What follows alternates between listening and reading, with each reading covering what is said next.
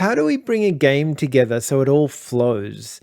I wanted to talk about that this week because we're kind of getting to the end part of our game where we have all these levels and we want to make sure they always join together and flow nicely. With Light World, we have had some problems where some of the puzzles didn't seem to fit, some of the levels didn't seem to fit, and even some of the tasks that the player would have to do didn't seem to fit in the original concept of the game. But one thing that we've done over time is we have done about 60% of the game build in the first time. So design all the game levels, build our game art, and add that to our levels. So they're about 60% what we would consider complete. Then after that, we will go through all of the levels again and make them up to about 80% complete. By doing this, we found that our puzzles were more joined together. They seem to flow better. You'd seem to get from puzzle difficulties would increase at a normal amount. I think it's important to build a game as a complete part.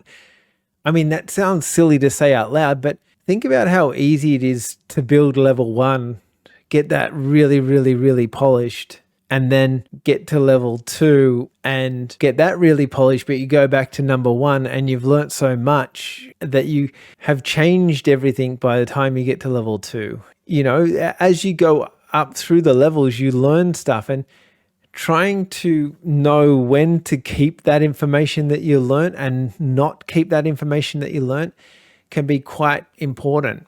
This does bring on a bit of a problem, however, because if you are still building your art style, building your levels, and you only have them at 60%, when you go to make a trailer or any information that you put out about the game, you know that's not the finished product, but you're trying to tell people, hey, this is a great game, go and wishlist it. But they're like, it's okay looking, it's not great looking.